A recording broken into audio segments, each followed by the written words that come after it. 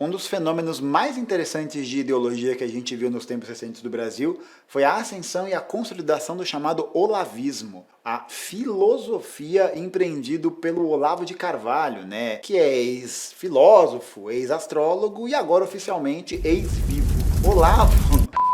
Não dá pra ficar sério depois disso. E é até interessante a gente pensar como que uma pessoa que falava tanta groselha conseguiu ganhar tanta notoriedade e tanta fama dentro do circuito de pensamento brasileiro, né? Talvez até um circuito contra-hegemônico ou alguma coisa assim. Eu sou o professor Gustavo Gafato, esse aqui é o canal História Cabeluda e, em primeiro lugar, esse vídeo só pode estar sendo realizado graças ao apoio de vocês que mantêm o Apoia-se. Esse apoio é fundamental para que a gente possa continuar produzindo e melhorando as produções que a gente faz aqui no canal. Primeiro de tudo, acho que é importante a gente fazer uma arqueologia da história do que foi a ascensão do Olavo de Carvalho. Isso remonta lá aos tempos do Orkut. Lembra do Orkut, Rita? Lembra do Orkut? E aí a gente percebe que no Orkut existia uma certa movimentação de muitas pessoas que na época, especialmente em 2002 e 2003, que a gente tem a ascensão do Lula e do PT à presidência, de uma comunidade de direita que acabou ficando legada e um pouco esquecida dentro da internet, né? Especialmente a galera de uma direita muito mais à direita do que a direita fisiológica brasileira. E aí dentro dessas comunidades começou a se propagar muito as ideias que eram ideias antipetistas e que no circuito social dominante, acadêmico, público, eram ideias que não tinham qualquer tipo de respaldo ou qualquer tipo de reconhecimento de legitimidade. E foram nessas comunidades que a gente viu a popularização de Olavo de Carvalho. Mas Olavo de Carvalho acabou se notabilizando muito como esse ideólogo principal. E era um cara que falava de muita coisa, né? Ele era basicamente uma TechPix da filosofia. E é exatamente como a TechPix, nada contra a TechPix, tinha muitas funções e não era bom em nada, né? Nada contra a TechPix, só em fumar cigarro e sonegar imposto nos Estados Unidos. Mas além disso, a gente percebe que o Olavo, ele tinha um conhecimento filosófico que era muito escasso, não, né? Mas ele era muito raso. E aí quando a gente vê o seminário de filosofia dele, a gente percebe que não existia um aprofundamento muito grande das temáticas, né? Alguém que cria um curso infinito de filosofia, que não tem término, que não tem ali um certificado, e você tem 500 e tantas aulas, é porque basicamente o cara estava conseguindo tirar dinheiro da galera e falando groselha sobre vários autores. Mas tinha uma coisa que o Olavo acabou conseguindo viabilizar muito bem, e que talvez tenha sido o motivo do seu grande sucesso, que é, primeiro, o fato dele utilizar uma política de tratamento de choque. Então, quando ele falava nos vídeos, ele sempre falava um monte de palavrão, né? Ficava falando esse monte de besteira, e isso de certa maneira criava uma identificação de quem estava assistindo, porque cria uma identificação através do absurdo, cria uma identificação através dessa raiva de alguma maneira que está internalizada. E uma outra questão importante é que o Olavo se aproveitou de uma particularidade da subjetividade que é produzida no capitalismo, que é justamente a ideia da defesa da liberdade privada. Então o Olavo de Carvalho ficava muito nesse discurso, de que a fala dele era uma fala que visava libertar as pessoas da ignorância, visava permitir com que elas questionassem por si mesmas, que elas aprendessem sem ideologia. E isso foi fundamental para a construção do olavismo, porque isso, de certa maneira, reforçou esse ideal liberal de defesa da liberdade privada e do indivíduo acima de qualquer coisa. Então, muita gente que se viu legada a um segundo plano durante o governo do PT no Brasil, viu nesse discurso uma possibilidade de reivindicação desse tipo de ideal. Então, quando a gente olha os vídeos do Olavo, ele sempre falava muito disso, né? Dessa ideia de defesa da liberdade. E não é à toa que o Bolsonaro, né? A galera que é mais papel alumínio na cabeça do governo Bolsonaro, fala muito disso ainda, né? A defesa da sua liberdade, do seu direito. Então, a gente percebe como a subjetividade capitalista, que vai criando essa ideia de uma liberdade individual como suprassumo, né? da existência, acabou produzindo, na verdade, um fenômeno muito interessante, né? Que foi justamente essa criação de um grupo que, para defender a sua liberdade privada, não mediria esforços para justamente minar e destruir a liberdade de outras pessoas, de outros grupos. E não é à toa que o olavismo flerta muito com as ideologias de extrema direita. O que prova pra gente que esse tipo de subjetividade capitalista, levada ao extremo, vai levar a esse caminho.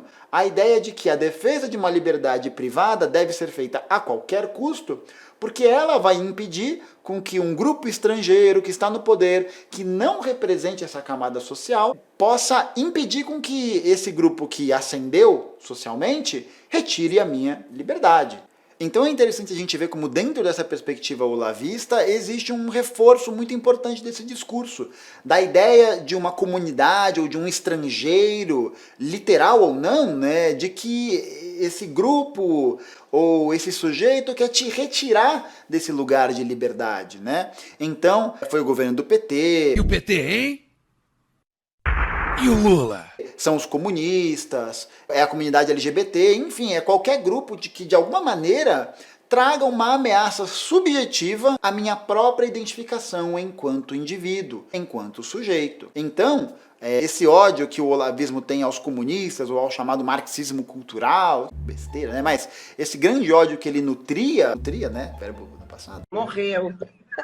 Desculpa. Nutria por esse tipo de pensamento acontece justamente por quê? Porque os movimentos socialistas e comunistas têm como percepção social não a defesa da liberdade individual acima de qualquer coisa, né? Essa ideia de que você tem que basicamente viver por você e o resto se foda. A ideia central dentro da ideologia socialista é de que, na verdade, para que a gente possa ter a nossa singularidade, a nossa particularidade posta em exercício de fato, é preciso que a gente se liberte coletivamente da opressão estrutural e material promovida pelo capitalismo. Então é interessante a gente ver como esse discurso presente dentro da teoria marxista-leninista acaba criando uma ideia contra-hegemônica à perspectiva do individualismo. Essa perspectiva ideológica que nos nossos dias de hoje está muito inserida socialmente, dentro do discurso do empreendedor, do self-made man, da liberdade, do Bitcoin, do anarcocapitalismo e de todas essas atrocidades da internet que a gente vê por aí. E é interessante a gente pensar também, e isso a Jory Dean, no livro dela Camarada, fala muito a respeito, de que a organização socialista dentro do partido acaba criando uma nova dimensão do que é necessário essa coletividade realizar. Que antes de existir o eu, existe o nós. Não é à toa, de novo, que o olavismo flerta com ideias que defendem justamente não a composição do nós enquanto classe trabalhadora, mas a composição do nós como um conjunto de eus. Então o eu, dentro do olavismo, ele precede essa coletividade. A coletividade dentro do olavismo, ela existe, ela é formada, mas ela não é formada a partir de uma perspectiva social para a libertação, né? Uma perspectiva social para a libertação material, mas uma perspectiva e uma união de pessoas que simplesmente querem garantir a sua liberdade plena e absoluta. E os outros grupos, né, que não concordarem com isso, bom, eles que devem ser eliminados, extirpados, como Olavo de Carvalho defendeu em diversas oportunidades. Então,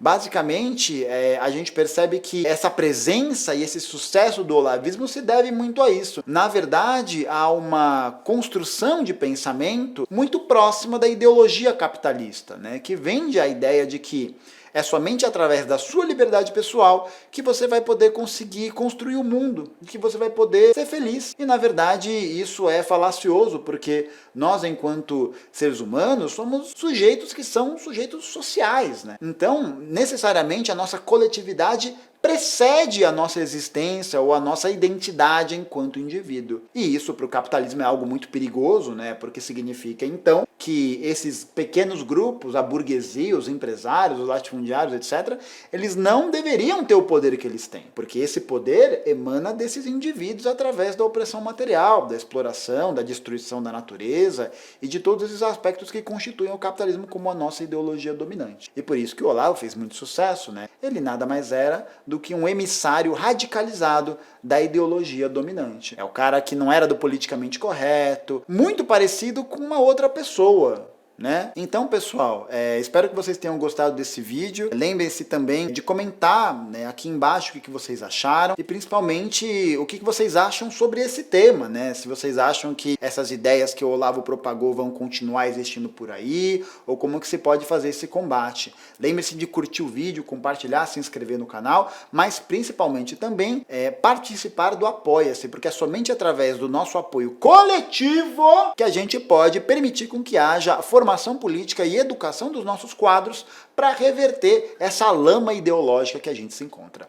É isso aí, muito obrigado, valeu e até a próxima. Foi muito bom que você falou que ele nutria como se ele não nutrisse mais, né? O cara literalmente virou adubo. O cara é só nutriente agora. Bom demais.